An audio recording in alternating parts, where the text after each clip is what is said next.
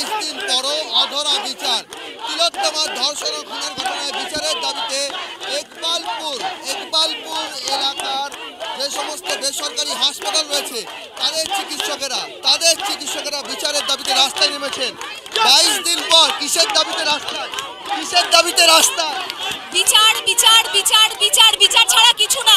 একজনকে কোয়েশ্চেন করলে হবে না, সিস্টেমকে কোয়েশ্চেন। এতদিন হয়ে গেল, 20 দিন হয়ে গেল, সরকার সিবিআই কে বলছে, সিবিআই সরকারকে বলছে, সমস্ত প্রমাণ লোপাট, কিচ্ছু পাচ্ছে না। আমরা বিচার চাই। শুধু ঘরে বসে ডক্টর ঘোষকে কোয়েশ্চেন করলে বিচার মিলবে না, তাকে জেলে পুরে 3rd ডিগ্রি মারা উচিত, তার তালেই কানটালে মাথা আসবে, ব্যাস এইটাই চাই। টিভি9 বাংলা লাগাতার দেখাচ্ছে যে সেই ক্রাইম সিনে অল্টারেশন ঘটেছে। পুলিশের তরফে যে বলা হয়েছিল যে 40 ফুট সুরক্ষিত, আজকে যে ছবি দেখা যাচ্ছে সেখানে 40 ফুটও কোনো কর্ডন নেই, কি বলবেন? একেবারের জন্যই কদর নেই। আজকে সকালেও দাদারা মেদিনীপুরেই তো আজকে সকালেও জুনিয়র ডক্টরসদের থ্রেট করেছে, কোনো সুরক্ষিত নেই। প্রতিদিন 1-2 করে রেপ হচ্ছে রিপোর্টেড। গ্রামে গঞ্জে কটা রেপ আনরিপোর্টেড আমরা জানি না। একটাই কথা, আমরা জাস্টিস চাই, আর কিছু না। জাস্টিস চাই। এখানে আরো চিকিৎসকেরা রয়েছেন, তাদের সঙ্গে কথা বলে নেব।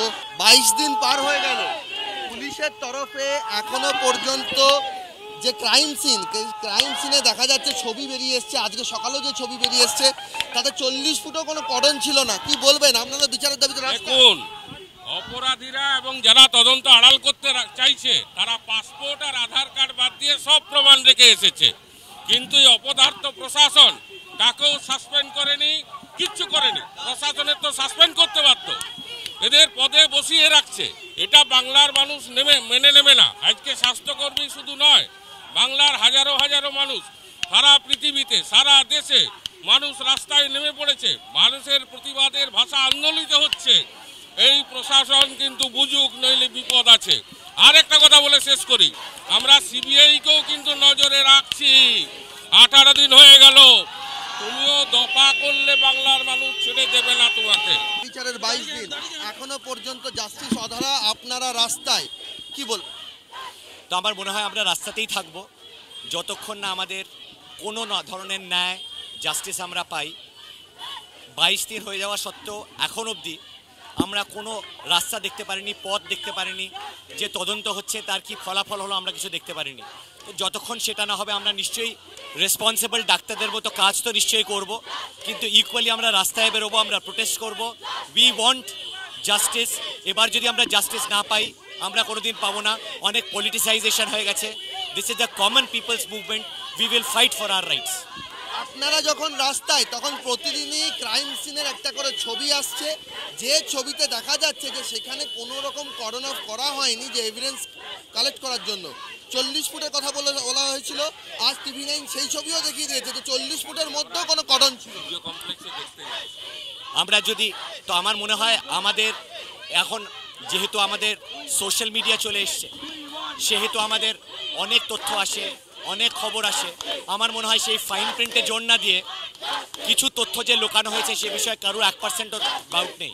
তো we want the truth, we want official statement from CBI, from the High Court, from the Supreme Court. শুনতে পাচ্ছেন আমরা, we will not stop if there is no justice. Ma'am, কি বলবেন? প্রতিদিনই ক্রাইম সিন যে প্রোটেক্টেড ছিল না সেই ছবিগুলো আসছে, টিভি9 বাংলাদেশে ছবি দেখা যায়। এই প্রবলেমটা আমরা বিচার চাইছি, যতদিন না সুবিচার পাচ্ছি আমাদের আন্দোলন চলবে, কারণ শান্তিপূর্ণ আন্দোলন আমাদের অধিকারের জন্য। We want justice. Today it may be seeming like this is just a problem of the doctors, but this is about the safety of every woman in this country. We are seeing rapes happening every day. Nobody is doing anything about it. It's high time that we come out and fight for our safety, for the safety of women and for the safety of doctors as well. Crime scene অল্টারেশনের যে অভিযোগগুলো সামনে আসছিল, টিভি9 বাংলায় আজও সেই ছবি দেখা গেছে যে ক্রাইম সিন মোটেও কর্ডন অফ করা হয়নি, ক্রাইম সিন প্রোটেক্ট করা হয়নি, কর্ডন অফ করা হয়নি। আউটসাইডার্স তারা ওখানে অবলীলায় চলে গেছেন, কি বলবেন? এইভাবে কি মানে এভিডেন্স কেন সুরক্ষিত হলো?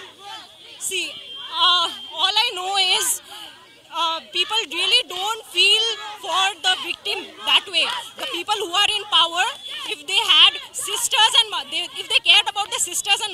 home, they wouldn't hide anything in the crime scene. If they respect their mothers and sisters, they wouldn't hide anything that was there in the crime scene. This is very wrong.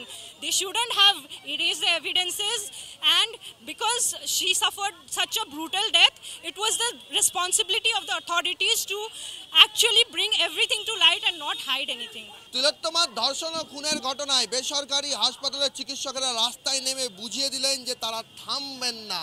তারা জাস্টিসের দাবিতে যে slogan তুলেছেন, যতক্ষণ না পর্যন্ত তারা সুবিচার পাচ্ছেন, তিলোত্তমা সুবিচার পাচ্ছে, ততক্ষণ পর্যন্ত তাদের আন্দোলন যে চলবে, সেই বার্তা দিয়েই বৃষ্টির মধ্যেই মিছিল করলেন ইকবালপুরের অন্তর্গত বেসরকারি হাসপাতালগুলির চিকিৎসক সহ স্বাস্থ্যকর্মীরা। ক্যামেরায় মৃন্ময় চক্রবর্তীর সঙ্গে সৌরভ দত্ত, টিভি 9 বাংলা, কলকাতা।